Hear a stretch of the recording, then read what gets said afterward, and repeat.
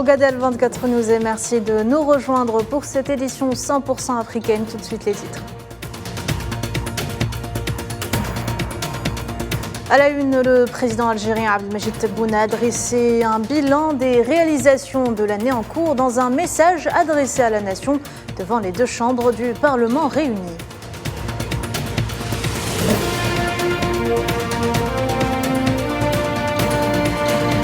Génocide à Raza, les Marocains ont massivement participé à la signature d'une pétition appelant à soutenir la résistance palestinienne et à la fin de la normalisation avec l'entité sioniste.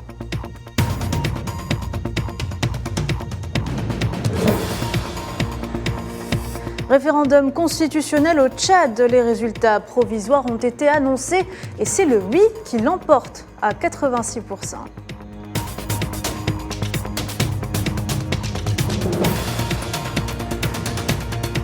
Et enfin, après 9 ans d'interruption, le gouvernement d'unité nationale libyen annonce la réouverture des opérations boursières pour les entités cotées sur le marché financier national.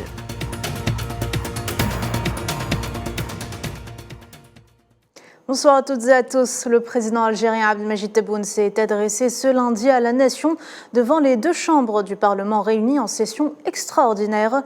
La télévision algérienne a rapporté que le discours du président Tebboune devant les représentants du peuple au Palais des Nations a dressé un bilan des réalisations de l'année en cours et de la situation politique, économique et sociale du pays, tout en soulignant les perspectives pour l'année suivante. Le discours sera d'ailleurs diffusé ce soir à partir de 20h30. Sur Al 24 News. Le directeur général des affaires consulaires et de la communauté nationale à l'étranger a reçu dimanche au siège du ministre algérien des Affaires étrangères des représentants des familles de la communauté nationale établie à Raza. Il a assuré lors de cette rencontre que toutes les mesures et dispositions nécessaires avaient été prises pour mener à bien l'opération d'évacuation dans les meilleures conditions, conformément aux instructions des hautes autorités nationales qui accordent une importance extrême au suivi de la situation de la communauté algérienne en Palestine occupée. Génocide à Raza, le peuple marocain a massivement participé à la signature d'une pétition appelant à soutenir la résistance palestinienne et exigeant le retrait du Merzen des accords de normalisation avec l'entité sioniste. Les signataires de la pétition en question, rédigée en plusieurs langues, ont également appelé au soutien des populations assiégées dans la bande de Raza et dans toute la Palestine occupée.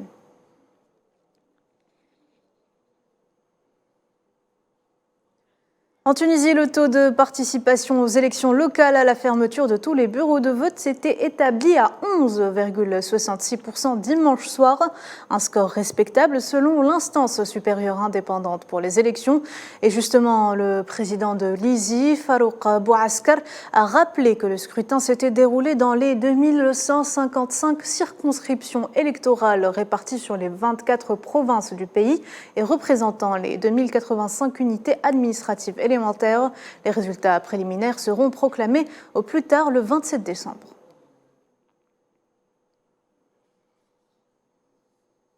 Et au Tchad, les résultats provisoires du référendum constitutionnel du 17 décembre ont été annoncés. Le oui l'emporte à 86% contre 14% pour le non. Selon la commission nationale chargée de l'organisation du référendum, le nouveau texte est censé ouvrir la voie à des élections pour un retour au pouvoir des civils. Suffrage exprimé, vote oui pour le projet de constitution. 4 270 897, soit 86.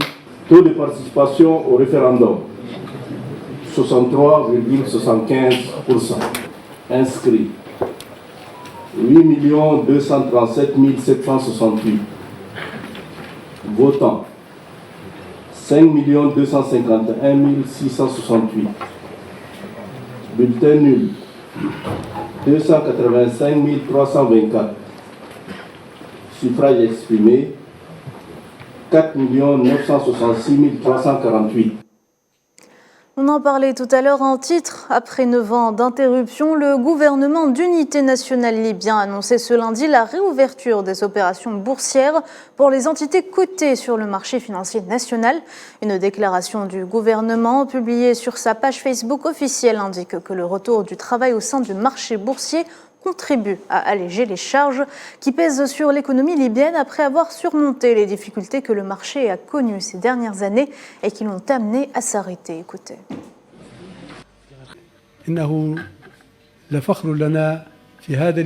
C'est une énorme fierté en ce jour si spécial. Nous qui célébrons au passage le 72e anniversaire du recouvrement de notre indépendance. Et en tant que gouvernement d'unité nationale, nous célébrons aussi cette bourse et ce marché financier. On a fait en sorte depuis quelque temps à ce que tout se déroule comme nous l'avions prévu, en créant un environnement sain pour les transactions. Nous incitons donc toutes les entreprises cotées à respecter les normes internationales dans la comptabilité, la gestion et dans les normes de transparence. Tous ces facteurs nous permettront de hausser le niveau du marché boursier, attirer aussi des investisseurs locaux et étrangers pour permettre l'épanouissement de l'économie nationale.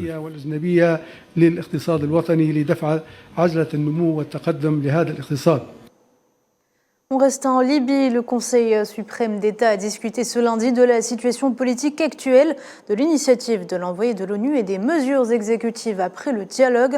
Un communiqué indique que la commission des questions politiques du Conseil suprême de l'État libyen a tenu une réunion avec le Rassemblement national des partis libyens au siège du Conseil, soulignant que les deux communautés ont exprimé leur désir de participer activement auprès des instances issues de l'accord politique.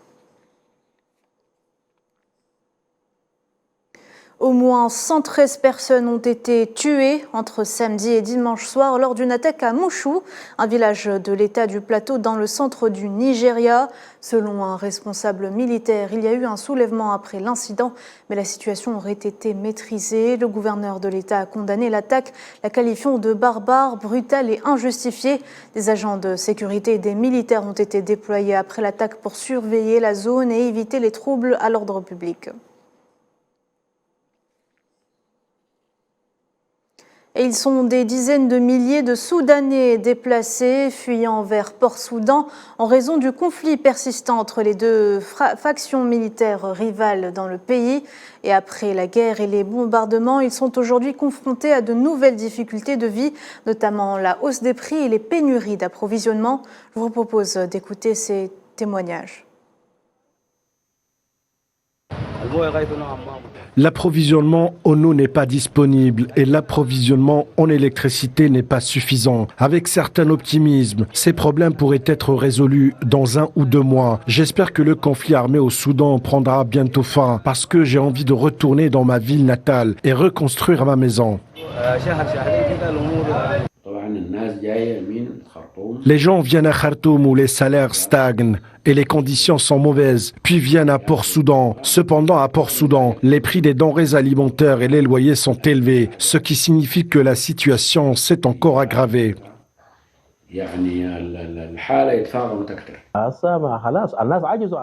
Beaucoup de gens n'ont pas les moyens de payer un loyer ou de séjourner dans un hôtel. Certains vivent dans des hôtels simples et de très bons marchés. J'en fais partie d'ailleurs. Beaucoup de gens ont commencé à retourner à Khartoum. Certains y sont retournés dès qu'ils ont appris que les forces de sécurité ont sécurisé la situation dans la capitale qui s'est légèrement améliorée.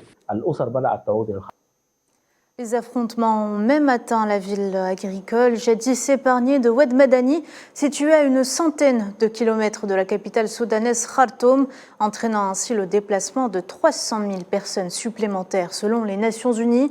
Conséquence, le Programme alimentaire mondial a dû interrompre ses activités humanitaires dans la région afin de préserver la sécurité de son personnel.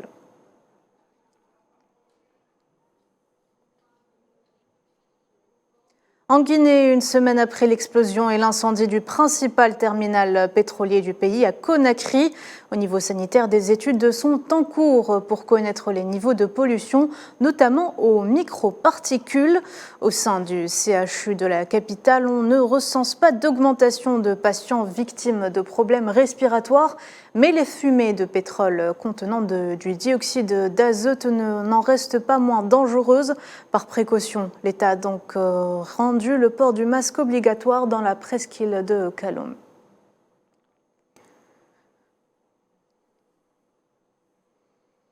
Sport football avec ce rendez-vous tant attendu sur le continent africain, la Coupe d'Afrique des Nations. Nous sommes à 19 jours du coup d'envoi de la 34e édition. 24 nations s'apprêtent à se rendre en Côte d'Ivoire pour y participer et parmi elles l'Algérie, menée par Djamel Belmadi et qui compte bien décrocher une 3e étoile cette année.